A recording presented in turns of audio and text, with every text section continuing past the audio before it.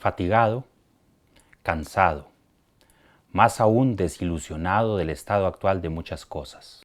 Lucho contra ese sentimiento, pero es obstinado.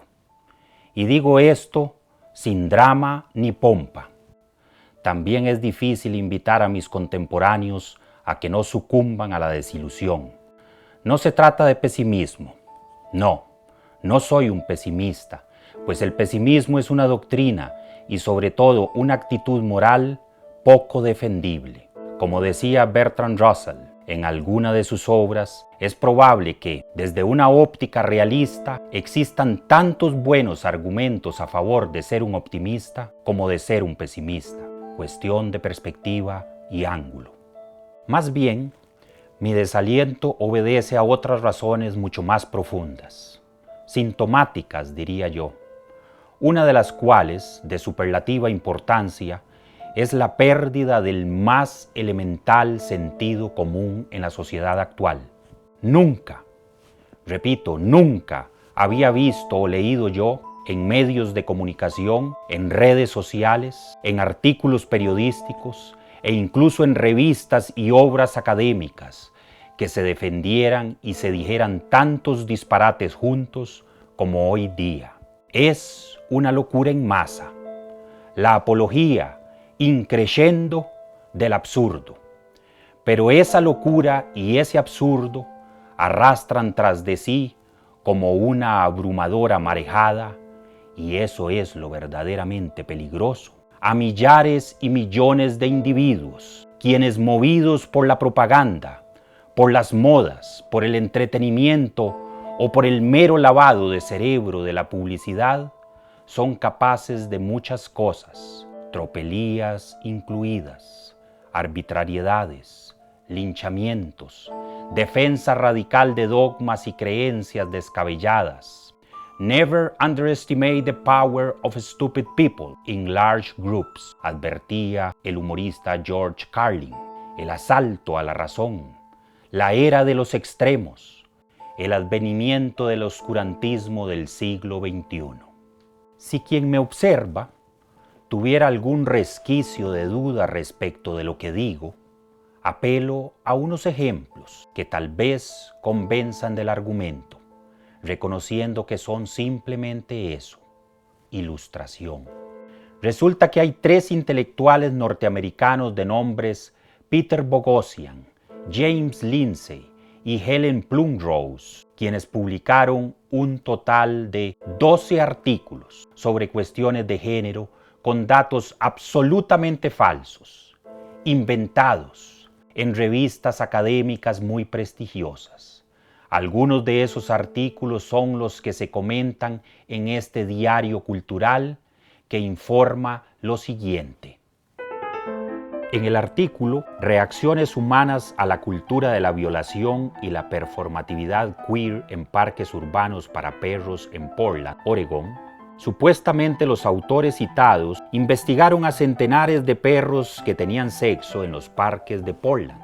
Interrogaron a sus dueños sobre su sexualidad y tras una marabunta de jerga académica y falsas estadísticas, concluyeron que si el feminismo quiere destruir la cultura de la violación, lo mejor es educar a los hombres como si fueran mascotas. La dirección de la revista no solo publicó las conclusiones, sino que dijo que deberían extender una beca a los autores y concederles algún tipo de premio.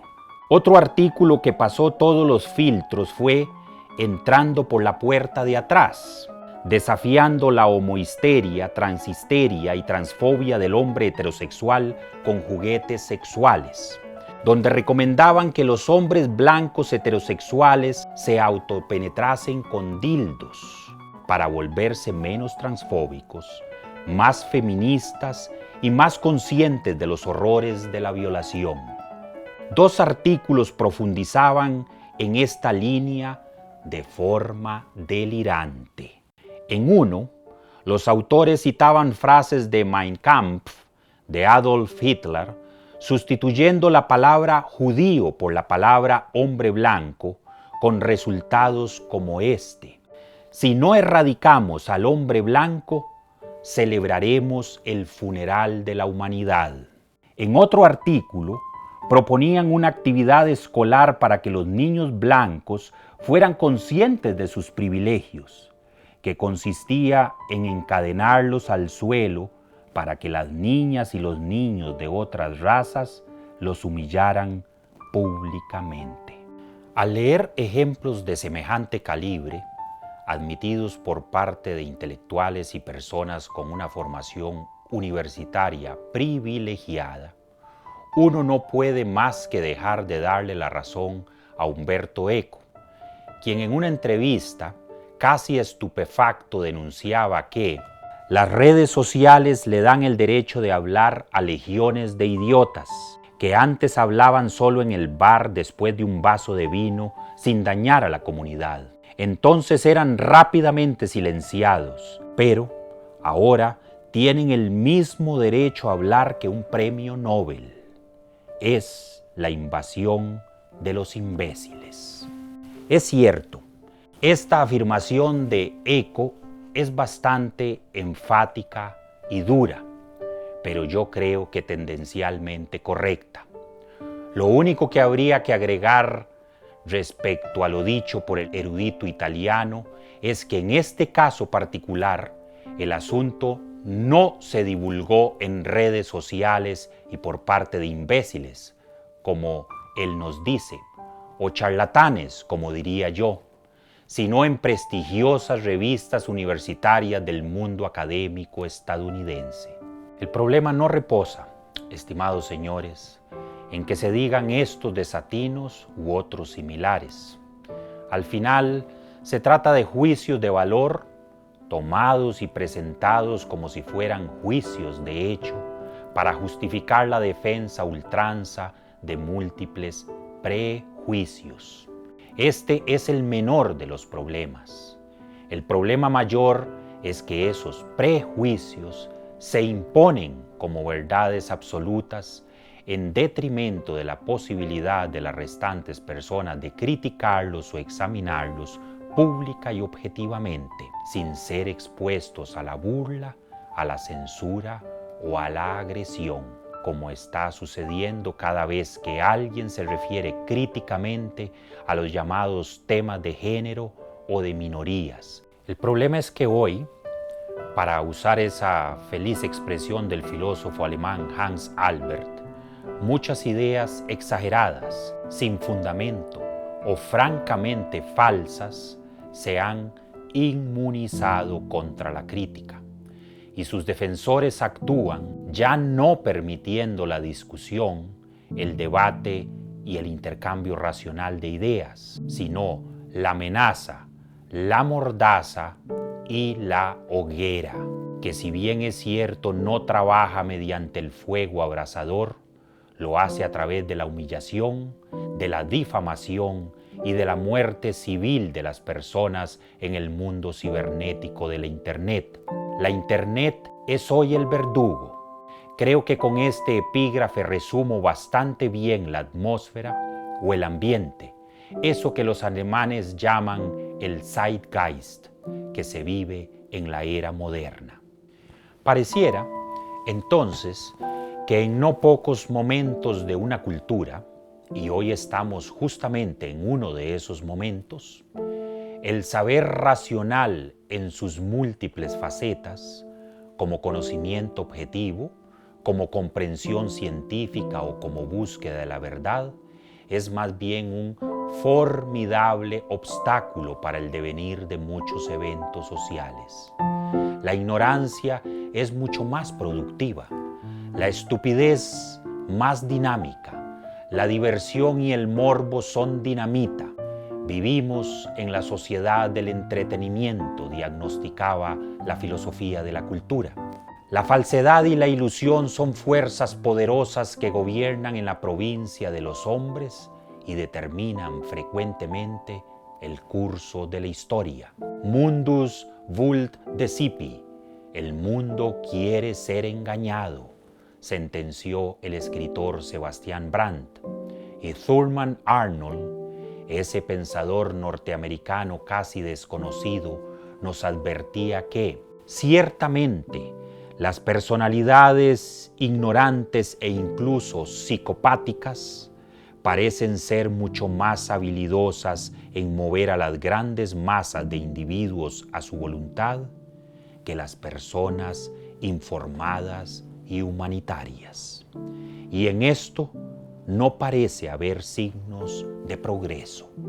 De allí que, y para decirlo mediante el uso de una imagen provocadora, paralelo a la historia del pensamiento, paralelo a la historia de las ideas triunfantes y de los grandes avances racionales de nuestro mundo, paralelo a la historia de las verdades y de los logros de la razón ilustrada, debería llevarse siempre un gran libro de la ignominia intelectual, de los desaciertos y desatinos, un registro histórico de eso que me gustaría llamar, con cierta alusión irónica a la obra de Julio Cortázar, justamente el gran estupidiario, el bestiario del pensamiento humano.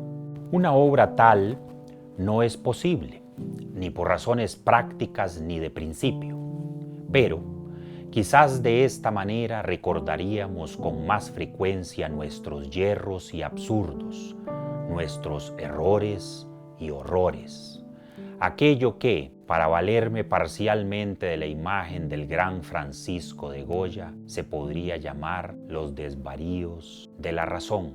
Eso incentivaría algo de modestia y menos arrogancia. No en vano dijo un día Cicerón que era imposible imaginar una idea, por absurda que ésta fuera, que no hubiese sido defendida por algún filósofo o por algún sistema filosófico en general. Lamentablemente, tal registro histórico de nuestras estupideces no se encuentra en ninguna parte, y por ello estamos condenados a repetirlas una y otra vez. A este respecto me gustaría ilustrar con un segundo ejemplo, del cual me he informado recientemente y que me ha parecido de lo más sugerente a este respecto. Lo voy a denominar el experimento de Rosling. Hans Rosling, un conocido médico y escritor sueco, autor del libro Factfulness, 10 razones por las que estamos equivocados sobre el mundo, escoge una serie de preguntas que pretenden medir ciertos conocimientos absolutamente básicos de las personas sobre el mundo o la sociedad actual. Luego procede a formularle las preguntas a un grupo de chimpancés del zoológico y anota las respuestas que estos dan tocando unos botones. Obviamente, los chimpancés no entienden las preguntas y por consiguiente oprimen los botones simplemente al azar. Acto seguido, le hace las mismas preguntas a un grupo de seres humanos. Estos evidentemente sí entienden lo que se les está preguntando. Los resultados que comenta Hans Rosling son sorprendentes y desconcertantes. Los chimpancés responden muchísimo mejor que sus adversarios humanos. Nadie que no haya leído el libro de Rosling creerá semejante afirmación. Y sin embargo es correcta por principio, aunque el experimento nunca se haya llevado realmente a cabo. La razón es básicamente la siguiente. Los seres humanos distorsionamos el mundo en que vivimos sobre la base de nuestros prejuicios más arraigados y profundos. Son casi siempre nuestros miedos y deseos, nuestros desasosiegos y turbaciones, los abismos del alma los que toman la batuta, hígado y páncreas, no razón ni cerebro. Los chimpancés responden preguntas al azar. Los humanos lo hacemos muy frecuentemente sin tomar en cuenta la evidencia empírica, o sea, las pruebas que tengamos o que se puedan obtener del medio. Contrariamente, ajustamos esas pruebas que existen a favor de nuestras propias creencias, Acomodamos las demostraciones a nuestros gustos y preferencias. Distorsionamos los datos de la realidad para que estos datos calcen con lo que deseamos pensar. Predominio del inconsciente y lo irracional. Lo más dramático de esta constatación es que cuanto más se oponga el conocimiento del entorno a lo que subjetivamente queremos y anhelamos, mayor será la distorsión y la resistencia a las pruebas. Todo esto significa un gran obstáculo para el desarrollo social y una verdadera tragedia colectiva. El conocimiento social, al menos cierta parte de ese conocimiento, se ha convertido en estos tiempos en un arma letal al servicio de una formidable red de prejuicios y creencias contrafácticas. Así ha sido siempre y lo seguirá siendo. Pero hoy día esto se ha tornado muchísimo más evidente en virtud de las enormes posibilidades de información que existen. Ningún animal de la naturaleza que pretenda sobrevivir haría semejante cosa. Solo los humanos. Vivimos entonces y en buena medida en un mundo social que realmente no existe, sino que es una proyección psicológica y emocional de nuestros deseos y miedos más íntimos. La verdadera diferencia entre nosotros y los chimpancés es el pegamento mítico que une a un gran número de individuos, familias y grupos. Este pegamento nos ha convertido en los dueños de la naturaleza, nos dice un autor que ha estudiado el tema desde una perspectiva histórica, el profesor Yuval Noah Harari. Son precisamente estos prejuicios los que componen la plataforma teórica de los intentos actuales por silenciar o al menos opacar el conocimiento racional, la verdad, el saber objetivo por parte de los grupos que dominan y controlan el actual mercado de las ideas, para usar esa feliz expresión del juez Oliver Wendell Holmes.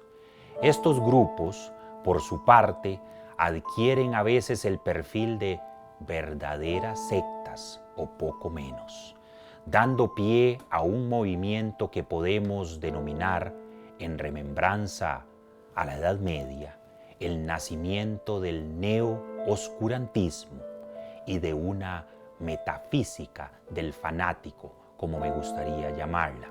Lamentablemente, esos grupos y sus rabiosos secuaces encuentran hoy día su más poderosa representación en los sitios donde, supuestamente, debería privar la racionalidad, la mentalidad científica, la libertad de expresión y el pensamiento crítico, a saber, en las propias universidades, centros e institutos de investigación.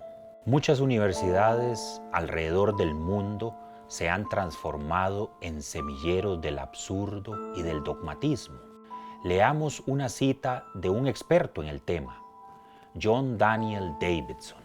Igualmente importante es que las universidades están socavando los valores cívicos de tolerancia.